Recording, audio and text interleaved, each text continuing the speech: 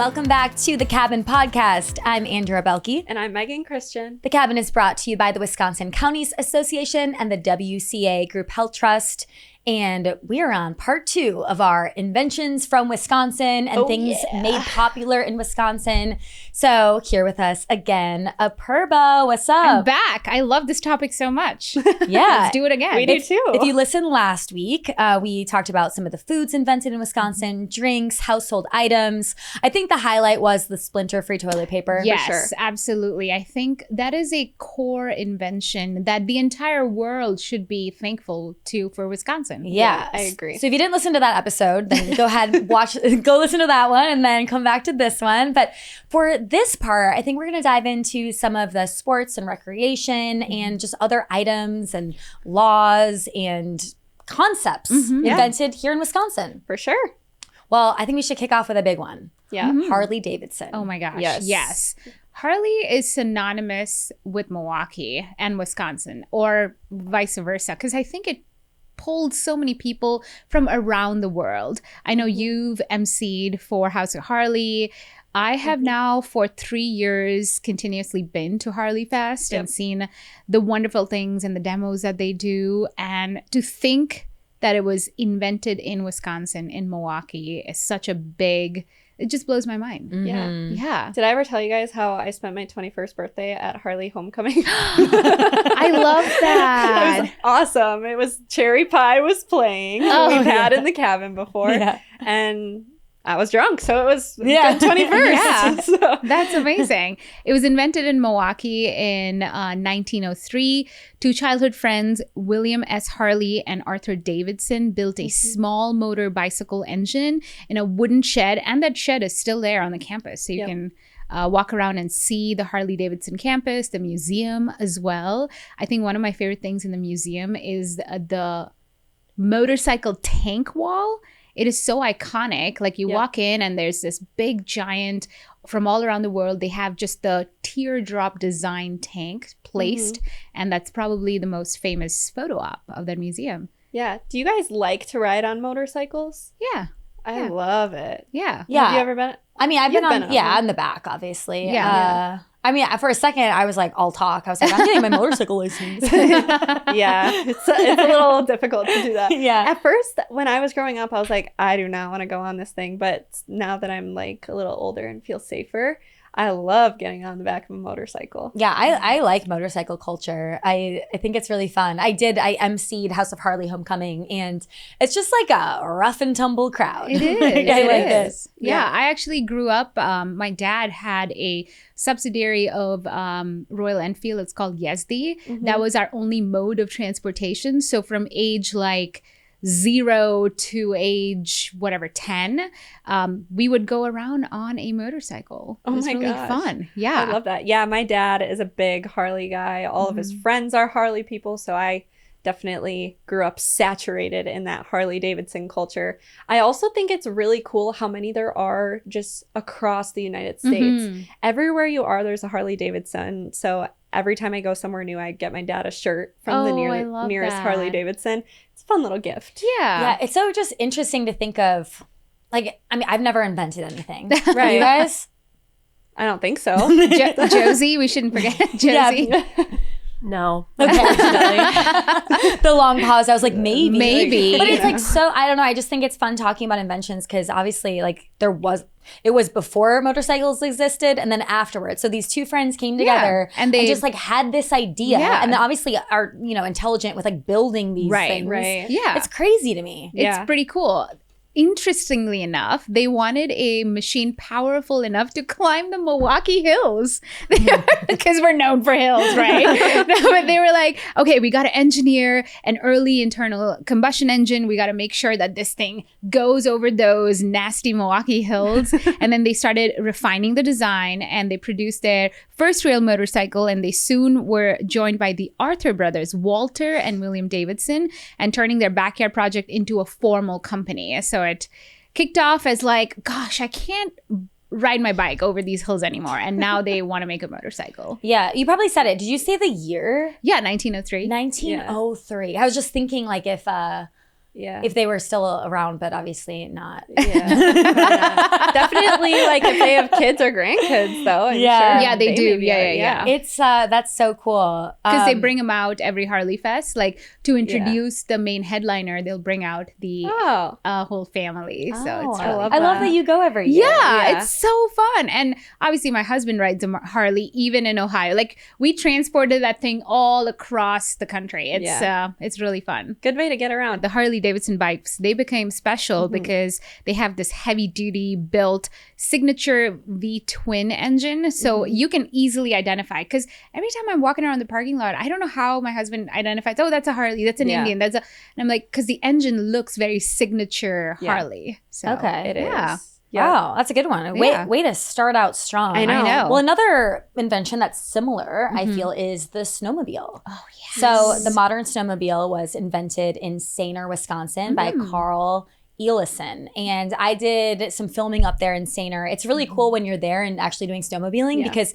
these are some of the first snowmobile trails in the world. And so the story goes that Carl Ellison had a clubfoot. And so when he was out, doing his trapping and hunting. And this was in 1924. Wow. They're out walking in the woods and he'd be slow because of his club foot. And so he started kind of putting this contraption together and invented the motor toboggan. It's interesting because he, it was a small gasoline powered engine mounted to a long toboggan with skis for steering, cobbled it together with some old skis and parts from a Model T Ford, a boat motor, and his bicycle. So he created this motor toboggan, and then he would kind of zip by his friends out in the woods. And I mean, he's not going too fast. It was like 6 miles an hour. But if you're walking, that's pretty fast. So he would zip by his friends. And then at first they had made fun of him when he was like in his, barn creating this thing. And then when they realized he was like onto something, they were all like, wait, I want a motor toboggan. And so he made about like 40 snowmobiles. Wow. And then he actually got an order from Finland for 200 snowmobiles.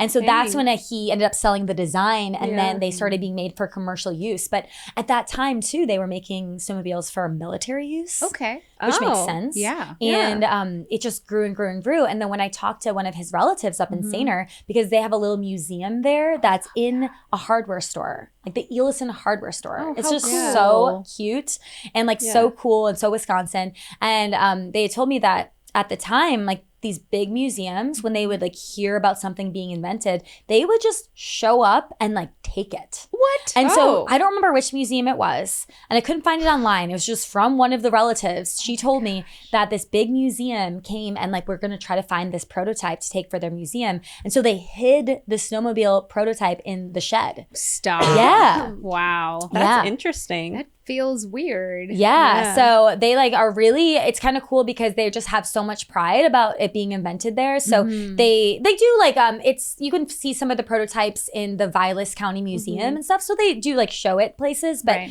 they just wanted it to be like, no, it stays here. Right. It stays in Sainer, Wisconsin. And they just have a lot of like, love for that area. Yeah. So I always will love that story. Yeah. I mean, I guess on the talks of snowmobiles and motorcycles, it kind of gets into racing. So this is debated, but I think it's Wisconsin. The first automobile race happened in Wisconsin. I love that. So a lot of people think it happened in Chicago, but that wasn't until later. And this happened in 1878. And it is the first like thing on record that says we are having an automobile race. I got all of this info from wisconsinhistory.org. I love No, I told Megan, I'm Very like, because legitimate. Megan had this, I'm like, I think I've talked about this before, and I ended up cutting it out because I couldn't. It's hard sometimes It's to debated. find. It's definitely debated. So in 1878, Wisconsin hosts the nation's first automobile race when the state offers $10,000 to the inventor of a machine that can move from Green Bay to Madison under its own power. So imagine. You're like, $10,000 is a lot of money at that point in time. Like now it still is. Yeah. You could probably buy 2 houses or something like that. Yeah. I don't know, maybe I'm Two way houses, off. I know, You right? might be But right. probably. Yeah. But so Alexander Gallagher from Oshkosh, he made it happen with an average speed of 6 miles per hour. It took him about 22 hours to win this race. Wow. Can you imagine being in a car for 22 hours. I mean, there's 10K on the line. I know. Very true. I think it's very fitting for Wisconsin, though, because there's a big racing culture here. So think of all like the NASCAR racers that are from here. You have Matt Kenseth, who's from Cambridge. He's a 2003 Cup champ. Natalie Decker, she's a women's racer. She is from Eagle River. Alan Kulwicki is from Greenfield. He's the 1992 Cup champ. And also Danica Patrick is from Beloit. Danica. And she was once debated to be like the richest female racer. Wow. And I did a project on her in elementary school. So I'm a big Danica fan. But we also have Road America in Wisconsin, which is in Plymouth. And it's one of the world's fastest permanent road racing tracks and the longest North American permanent road course. Pretty interesting, too. They host the IndyCar Series, the IMSA Sports Car Championship, Sports Car Club of America, GT World Challenge America, and Trans Am Series, and the Moto America Superbike Championship. So they have a lot of stuff going on there. Last time I was there, it was for Discover Wisconsin. We were doing a conference, and Porsche was testing out new vehicles on their racetrack. So we were seeing like never before seen cars before. I think it's really cool because if you have someone who's kind of a racing enthusiast in your family, you can take them to Road America with their motorcycle or their sports car, and you can actually go on the track and race your car. Wow. They have like a really famous turn. I forget what it's called, but it's really cool. You get to see all the sponsor signs with Sargento and everything. It's a cool place to be. I don't know if you guys have ever been to like Elkhart Lake and Road America. It's a fun time. Oh, yeah. I've gone to a few of the vintage car shows in Elkhart Lake. I've been to Road America quite a bit. It's great. And if you're not in that kind of community or like know about it, I think that it's kind of like under the radar for a lot of people. But I mean, that track, people from all over the country and world know of it. Yeah. And they do so many events there. They do. They have probably over 300 events a year, I would say. And you can like do weddings, conferences there. They have great catering.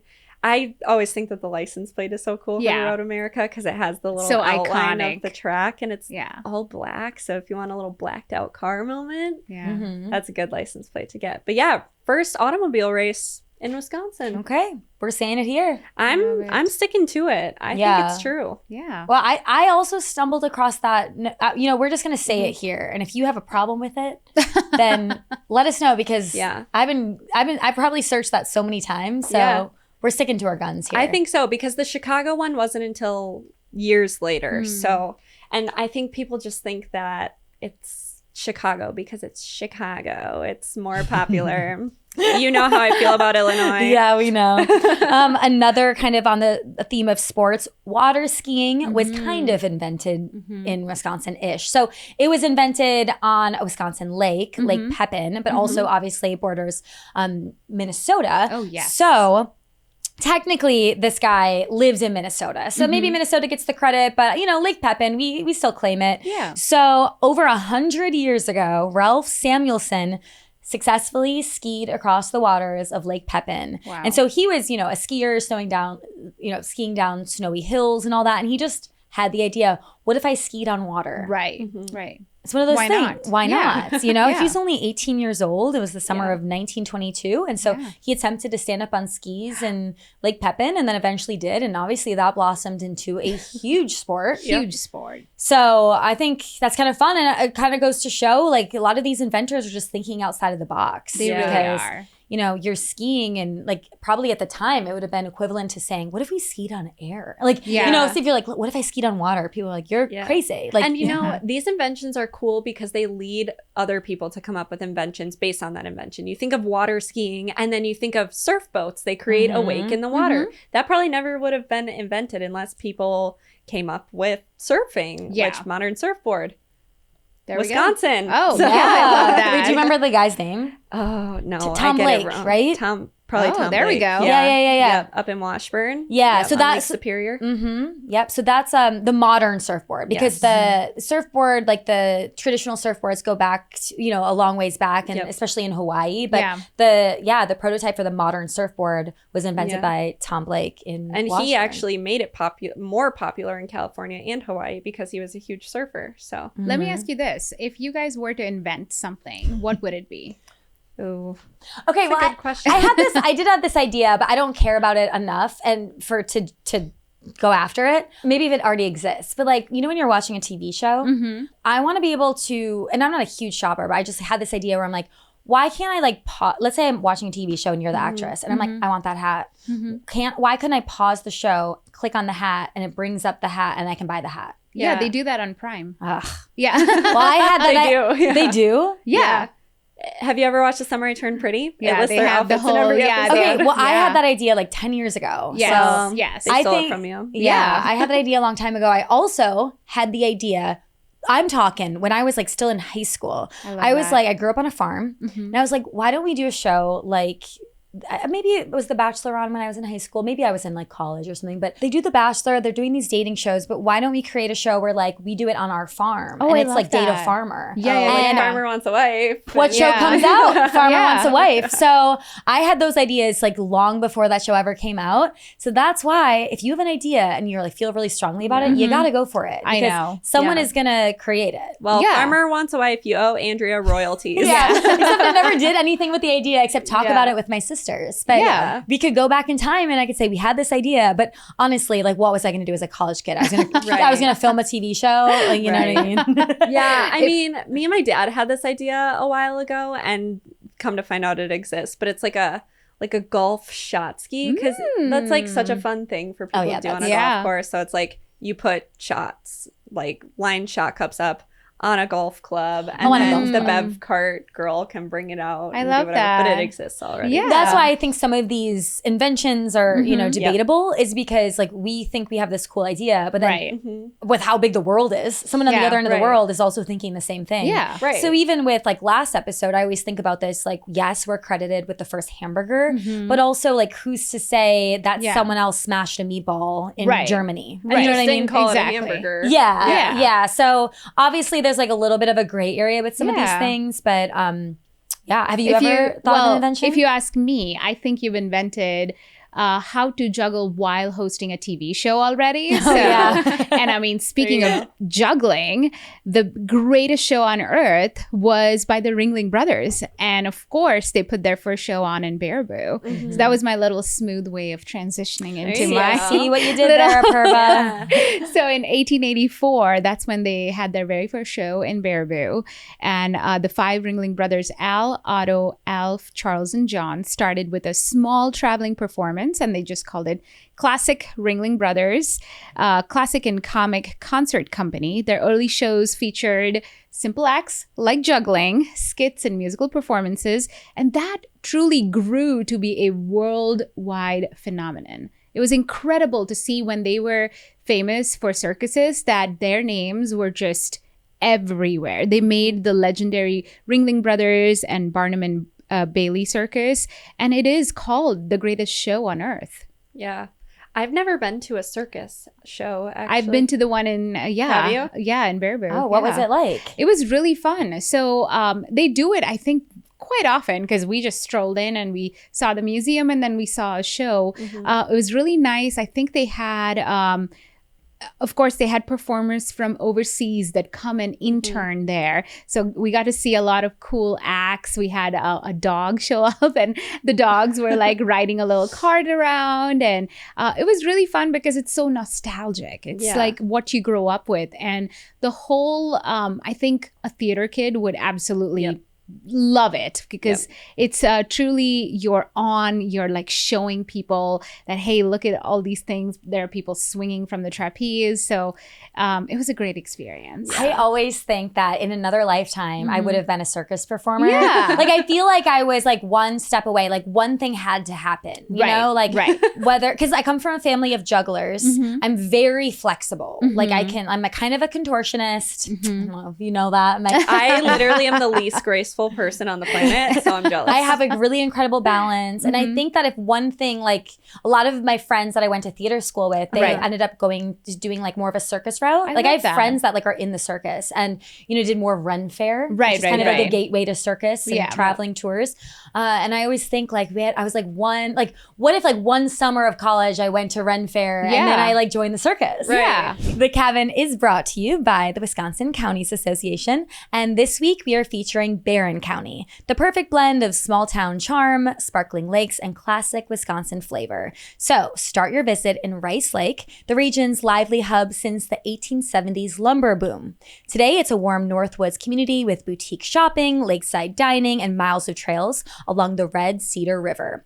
Don't miss the historic Pioneer Village Museum, where you can walk through over 40 restored buildings that bring Wisconsin's early logging area to life. You can head west to Cumberland, which is known as Island City, surrounded by Beaver Dam Lake. If you go in winter, there's the legendary Ice Fishing Jamboree. Well, for outdoor lovers, Barron County is an all-season playground. You have more than 300 lakes, the scenic Blue Hills, miles of ATV trails, ski and snowmobile trails. You can hike and bike the Cattail State Trail, and you don't want to miss experiencing the heritage and food. There are award-winning creameries, supper clubs, cranberry farms, and local festivals bringing the community together. For more, go to wicounties.org. The Cabin is also brought to you by the WCA Group Health Trust. Serving local governments and school districts, the WCA Group Health Trust partners closely with members to fulfill their employee health benefit obligations in a fiscally responsible manner.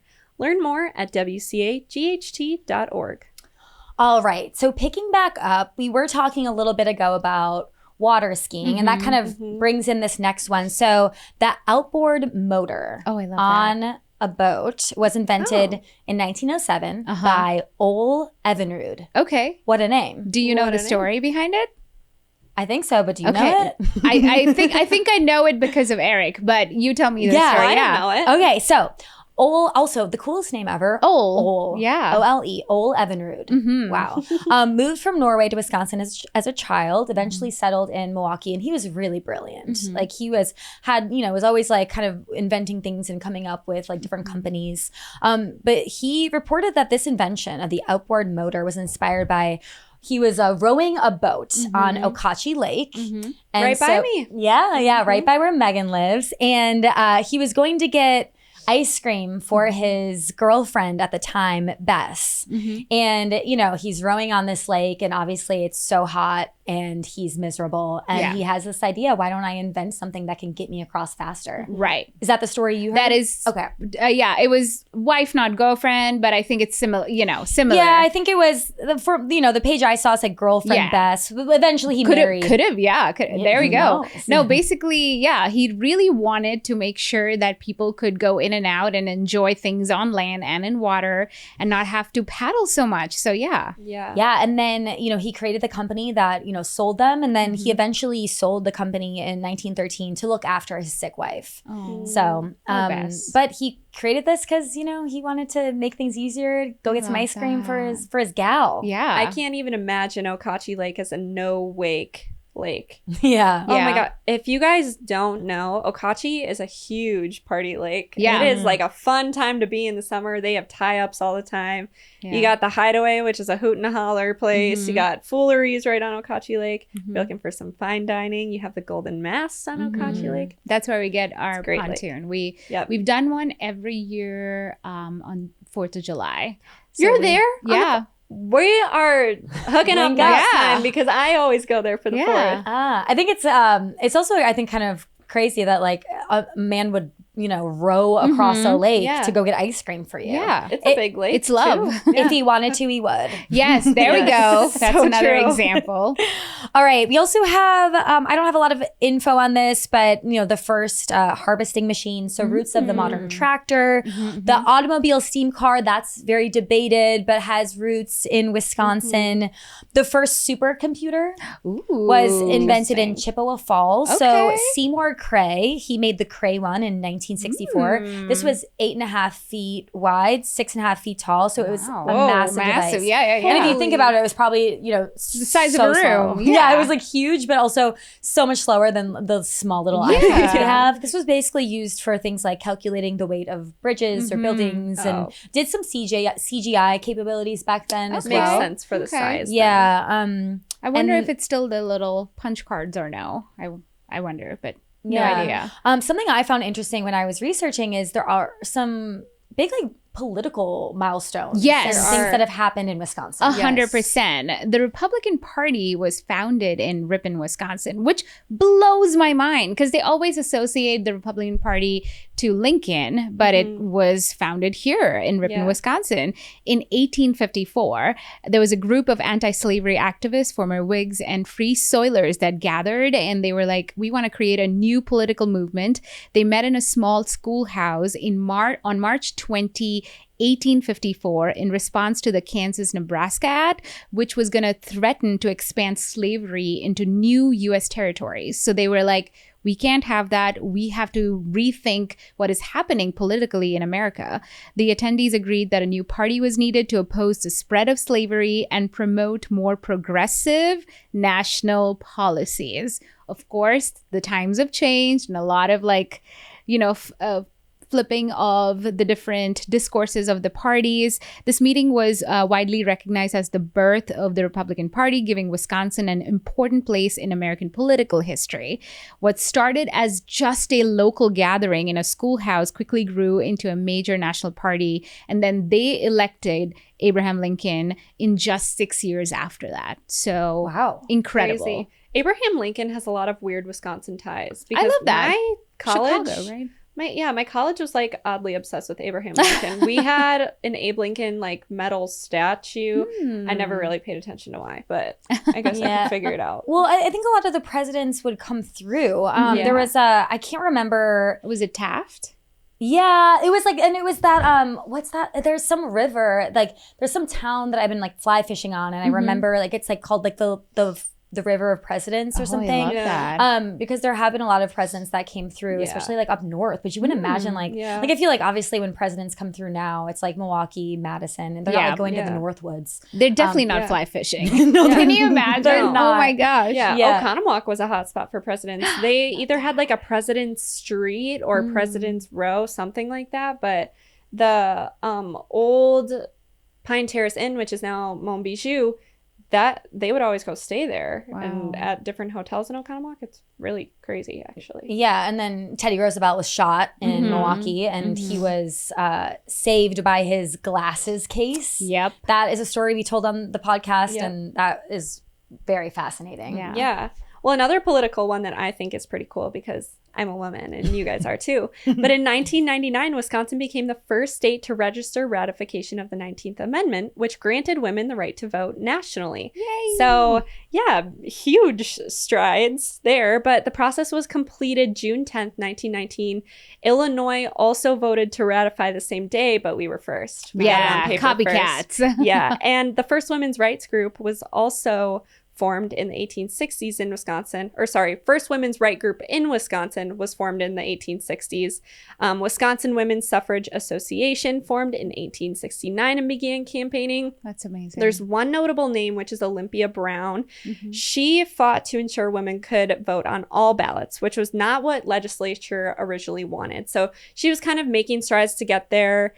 In 1901, we were granted separate school ballots. So we could like vote on school boards and stuff during that time, and a lot of women assumed those roles. You know, women were teachers during that time. They're very nurturing, but then that was vetoed in 1913, so it kind of took a step backwards. But she really fought for us to get a right to vote nationally. And we got a right to vote in federal elections, but the Constitution was not amended until 1934. So even though in 1919 we registered to ratify the 19th Amendment, it took some time to really get us to vote nationally. But it all started here in Wisconsin. Look at that, real strong women. Yes, I love that. It just sitting in 2026, it really blows my mind that at one point women couldn't vote. Like that's a whole another episode, but yeah. Oh yeah. And wasn't it like we couldn't even have a checkbook until like crazy, or open a checking account? Yeah. And I could be wrong, but I think Olympia Brown, she was mainly based out of like Racine. I don't know if she was born there or anything, but she did a lot of work there. Yeah. Well, I guess like in the same kind of theme of laws and things kind of starting in Wisconsin when it comes to like lawmakers. So interesting that Wisconsin has the nation's first numbered highway system. Yeah. So, I mean, Eric would be the one to go on and on about the roads in Wisconsin. So please like give me some slack. But Eric. From what I have gathered, right? So in 1917, we became the first state to use numbered highways. And then Michigan kind of copied us shortly after that. But basically, there was this like good roads movement happening in the 1890s. And then kind of going into the 1910s, trails and roads were given these like colorful names and descriptive names. You have like the Lincoln Highway, Dixie Overland Highway, the Old Spanish Trail, the Yellowstone Trail. Wow. And it seems like it was so interesting because like basically these roads or trails would be promoted. So there would be like promoters of a trail. Right. And they, want their trail to be really popular. So then it's obviously like an economic boost. And so they would actually create like guides and newsletters.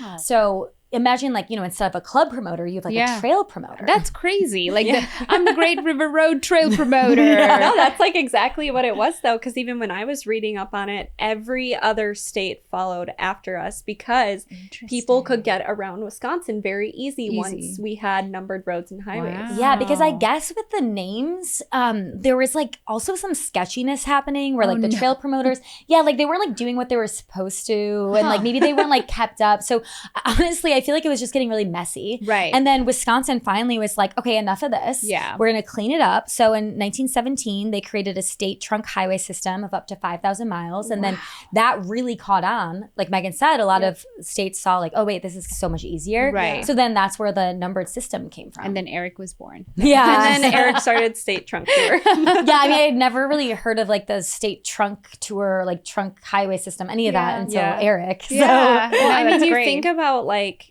even my dad, like he'll be like, go from 94 to 67 to 16 to blah, blah, blah. I'm like, I don't know what any of that means, but I do have Apple Maps and that is all I need. I can remember roads per se, like visually. I can remember what turn I took, but numbers are difficult. Yeah, for sure. Well, also going back a little bit, 1856, America's first kindergarten was in Watertown, Wisconsin. I love that. Yeah, so kinder means children, garden is garden. Margaret Meyer Schurz from Germany came. She was very progressive, like wanted education for younger children. And so she created this kindergarten. I think there was like just a handful of kids at the first one. And you can still visit that very first schoolhouse in Watertown. I love that. I lived in Watertown for a year. Did you know that? No. Did you go to kindergarten there? Yeah. Did No. you? No. The very first one. But yes, it is still there. Kids love playing with dolls. You got American Girl doll. Yep. I love Invented that. in Middleton. Did you know it was invented here? That's crazy. No, I had no idea. Yeah. Yep, in Middleton. I grew up with so many American You Girl did? dolls. Oh, nice. I got one for Christmas every year. Aw. Did Yeah. you grow up with dolls? I grew up with Barbie, who is also inspired by Wisconsin. So actually, I'm not going to name her because she won't want to be named, but my middle school English, like reading lit teacher, her dad was one of the CEOs for Mattel. Oh, and she's nice. from, I think she's from Cottage Grove, maybe. Okay. So, Yeah. Wisconsin roots. Was Barbie, isn't like she from a Wisconsin town or something? Yeah, Willow, Wisconsin, I think. Yeah. Wow. Yeah, Yeah, Mattel has a lot of Wisconsin roots. Yeah, Barbara something. Yeah, Yep. it's kind of fun that again, so many ties. I did not grow up in this country, but I was drinking my Horlicks and I was playing with my Barbie and I was meant to be in Wisconsin. It's so cool. Yeah. All right, I'm just gonna throw some really random. We're losing the I'm kind of losing the through line because these are all so random. Yeah. But I'm just gonna start throwing some random ones. So this one I love. The concept of a coffee break. That's very you. Very me. Started in Wisconsin. I mean, I'm going to go on a coffee break right after we stop recording. Yes. I love a coffee break. So the origins are tied to Stoughton, Wisconsin. In the late 1800s, Norwegian immigrant women working in tobacco warehouses in Stoughton, Wisconsin, requested to take breaks, kind of like, maybe 2 breaks a day or something to go home and tend to the household chores. So they were actually doing work. They were. And so while they were going back and like leaving the warehouses, they would kind of take these breaks to go like do work and make coffee, and then they would have these coffee breaks. I love now, that. obviously, like when I take a coffee break, I don't know how much work I'm doing. No. But then it became this like national practice. The town still celebrates this heritage with an annual coffee break festival. I love that. Why are we're going? We're going. We're there going. you go. Yeah, the queen of coffee has to. Yeah. Another one, the electric guitar, you have Les Paul. And I just found this actually on the Encyclopedia of Milwaukee, and I want to read it because I think it's kind of cool. Les Paul changed the nature of the 20th century popular music by inventing the Gibson Les Paul electric guitar and his innovative work in recording studios. Did you guys know that he was referred to as the Wizard of Waukesha? Yeah. Yep. Kind of cool. So cool. So he was born in 1915, and while he was at Waukesha High School, his orchestra, the Red Hot Ragtime Band, played for dances, parties, and at local lake resorts. He once said, I played every city in Wisconsin, Michigan, Illinois, at the State Fair in West Dallas. There you go.